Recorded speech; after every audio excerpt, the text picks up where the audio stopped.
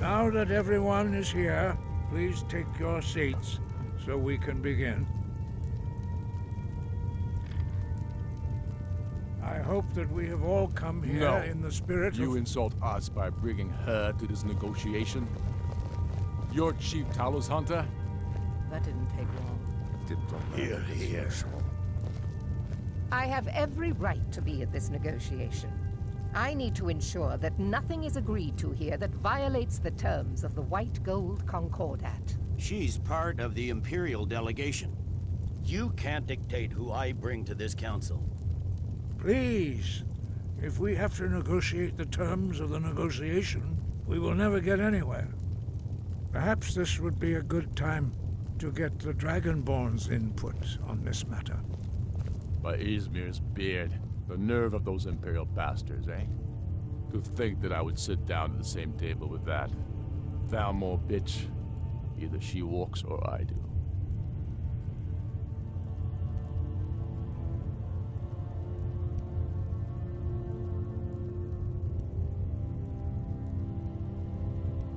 I'm glad we agree on this. Very well, Ulfric. Enjoy your petty victory. The Thalmor will treat with whatever government rules Skyrim. We would not think of interfering in your civil war. Ha! Skyrim will never bow to the Thalmor. Unlike your Imperial friends here. You're lucky I respect the Greybeards' council, Galmar. Legate, we represent the Emperor here. Sorry, sir. It won't happen again. Now that that's settled, may we proceed? I have something to say first. Here we go. The only reason I agreed to attend this council was to deal with the dragon menace. There's nothing else to talk about, unless the Empire is finally ready to renounce its unjust claim to rule over the free people of Skyrim. I knew he wouldn't be able to resist. Arrange a temporary truce to allow the Dragonborn here to deal with the dragons, nothing more. I consider even talking to the Empire a generous gesture. Are you done? Did you just come here to make speeches, or can we get down to business? Yes, let's get this over with. Are we ready to proceed? Jarl Ulfric, General Tullius, this council is unprecedented. We are gathered here at the Dragonborn's request. I ask that you all respect the spirit of High Hrothgar, and do your best to begin the process of achieving a lasting peace in Skyrim. Who would like to open the negotiations? Yes, let's get down to it. We want control of Markarth. That's our price for agreeing to a truce. So that's why you're here, Ulfric? You dare to insult the Greybeards by using this council to advance your own position? Jarl Elisif. General, this is outrageous. You can't be taking this demand seriously. I thought we were here to discuss a truce. Elisif, I said I'd handle it. Ulfric, you can't seriously expect us to give up Markarth at the negotiating table. You hoped to gain in council what you've been unable to take in battle, is that it? I'm sure Jarl Ulfric does not expect something for nothing. Yes, that'd be entirely out of character. Want in return? Wait, General, you don't intend to just hand over Markarth to that traitor? This is how the Empire repays us for our loyalty? Enough! First, let's be clear. This council wasn't my idea. I think it's a waste of time. You are a traitor to the Empire, and deserve a traitor's death. But I at least will negotiate in good faith. Since we're all here at your request, I'd like to hear what you think Markarth is worth.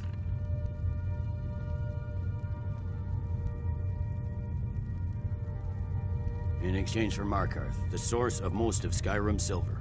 Hardly. Riften seems like a better choice to me. Well fortified, easily resupplied from across Lake Honric, plus all the mead we can drink. Having another port would ease our supply situation considerably.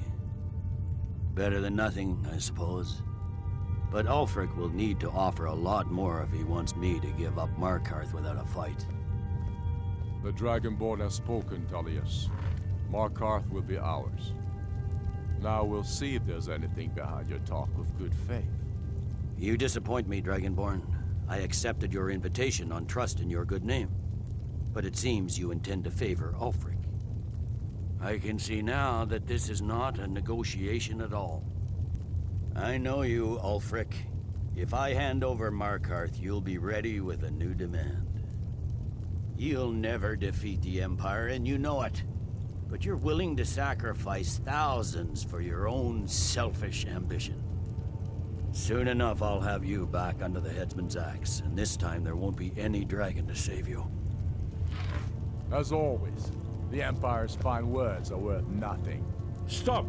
Are you so blind to our danger that you can't see past your petty disagreements? Here you sit arguing about nothing, while the fate of the land hangs in the balance. Is he with you, Delphine? If so, I advise you to tell him to watch his tongue. He is with me.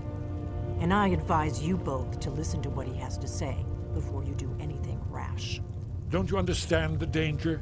Don't you understand what the return of the dragons means? Alduin has returned, the World Eater. Even now he devours the souls of your fallen comrades. He grows more powerful with every soldier slain in your pointless war. Can you not put aside your hatred for even one moment in the face of this mortal danger? I don't know about the end of the world, but this dragon situation has gotten out of hand. If this truce will help the Dragonborn here put an end to that menace, we both gain. Remember that, Ulfric. Now, back to the matter at hand. You know as well as I do that we can't hand over Markarth on these terms. Shores, bones, where will these demands end? Let's hear it.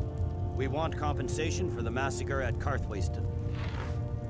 You slaughtered the very people you claim to be fighting for. True sons of Skyrim would never do such things. Damned Imperial lies. My men would never stoop to such methods, even in retaliation for your butchery at... Tullius. All the blood spilled in this war is on your head.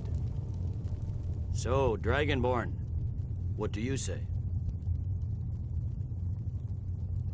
Well said. For once you'll actually pay for your crimes.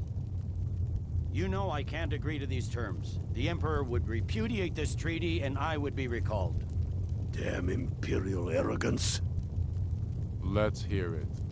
We want Kralder removed as Jarl of Winterhold and an Imperial candidate put in his place.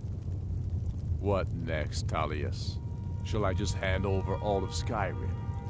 I guess I have no choice but to let the Dragonborn decide, although I'm starting to doubt your fairness. So, Dragonborn, what do you say? I knew I could count on you. I suppose that's the fairest deal we're likely to get. It seems we may have an agreement. Jarl Ulfric, General Tullius, these are the terms currently on the table.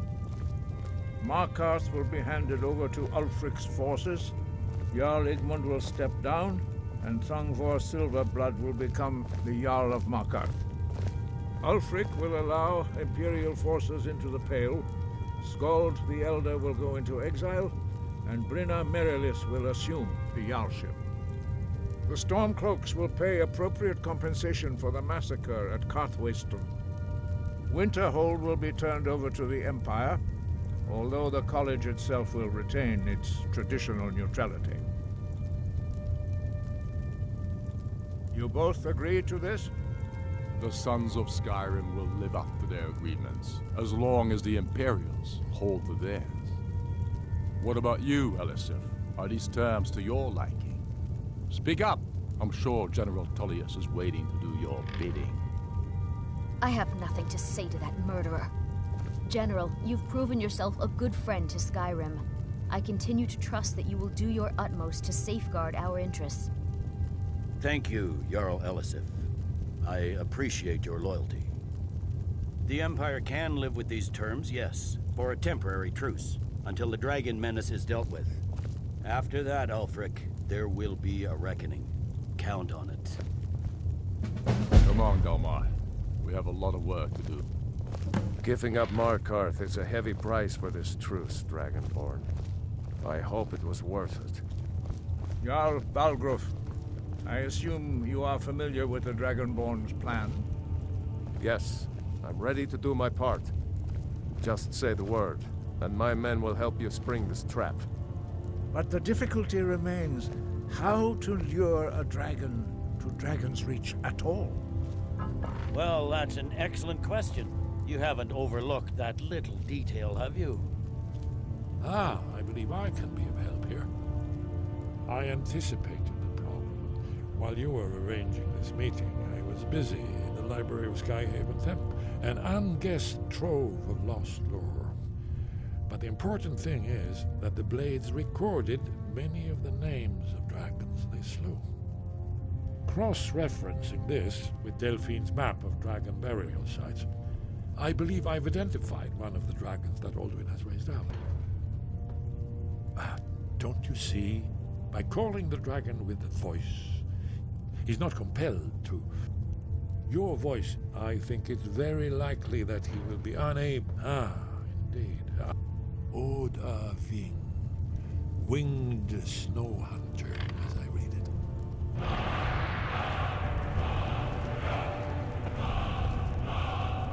There's one more thing. We know about Paarthurnax. The dragon. He needs to die. Until he's dead. Well, I'm sorry, but we would dishonor our oaths as Blades if we continued to help you.